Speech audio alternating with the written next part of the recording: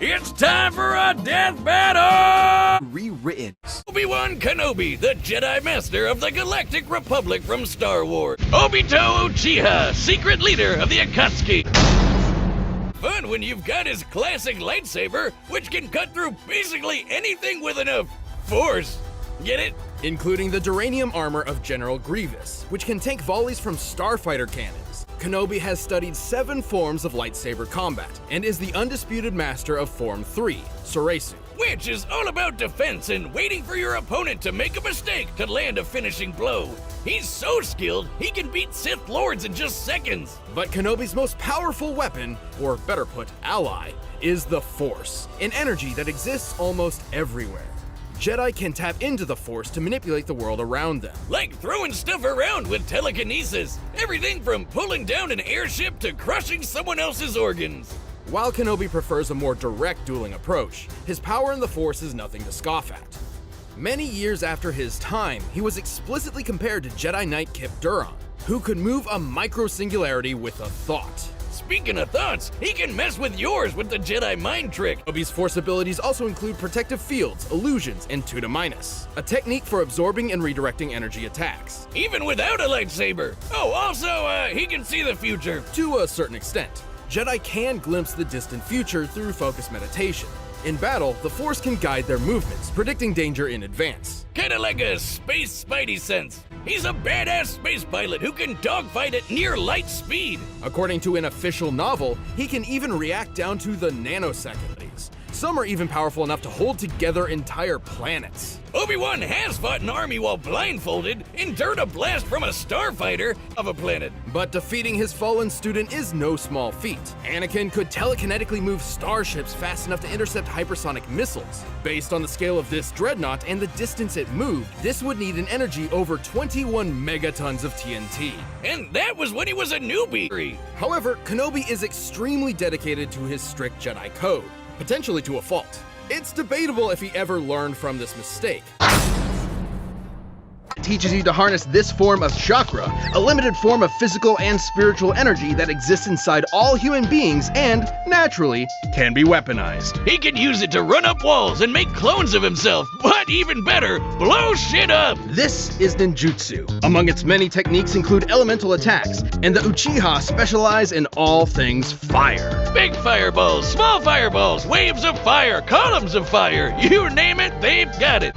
The Sharingan! The Sharingan grants extremely precise vision, allowing someone to see the flow of chakra, predict an enemy's attacks, cast a variety of genjutsu illusions, and even break out of said illusion. His Mangekyo Sharingan. Or Red Eye 2.0. The Mangekyo gave him a new jutsu called Kamui. With it, he can suck his foes into another dimension and leave them there to die. He can even hide weapons in there until he needs them, like his gun by fan. But even better, he can phase through stuff. Well, not quite. Kamui gives Obito the power to move through objects in a manner that's similar to the common phasing superpower akin to the Flash or Kitty Pryde. In reality, it's much more complex, as Obito is actually teleporting parts of his body into the Kamui dimension whenever they overlap with other matter. This Rinnegan grants Obito the power of the 6 paths, giving him some nifty abilities like controlling gravity with the Deva path, ripping out souls with the human path, and summoning giant monsters with the animal path. Wait, the Ten Tails! A living mass of near inexhaustible chakra, the Ten Tails possesses tremendous power. It can create massive thunderstorms and hurricanes, multiple clones of itself, and the devastating Tail Beast Bomb. Forget bomb! That's basically a super nuke! This chakra ball is so explosive, it can eclipse continents and reduce mountains to dust. Comparing the surface area of this blast to the surrounding mountains, dispersing that much mass within a fraction of a second must have yielded a kinetic energy worth over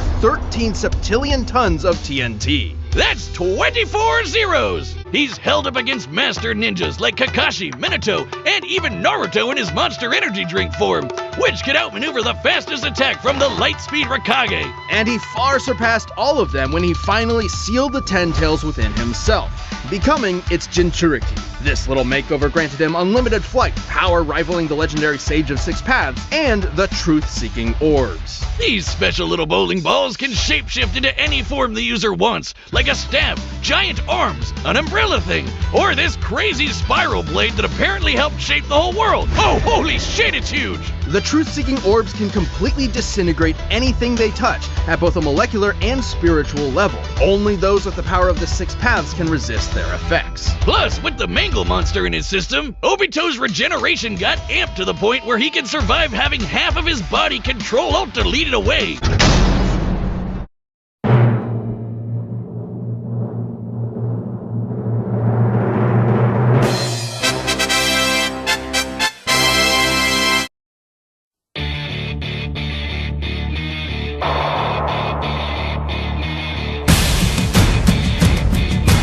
Matchup. Both Darth Vader and Obito were roughly even in power and speed.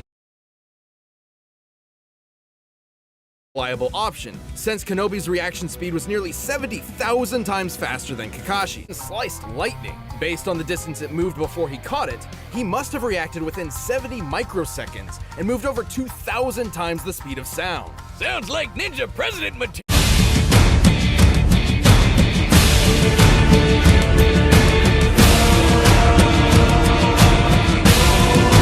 Matchup. Both Darth Vader and Obito were roughly even in power and speed. Probably wouldn't change much. Remember that Kip guy who moved a black hole? Yeah, he was directly compared to Obi-Wan by Luke himself. If we're to take that at face value, this means Kenobi could theoretically call upon the Force to exert nearly 14 petatons of TNT.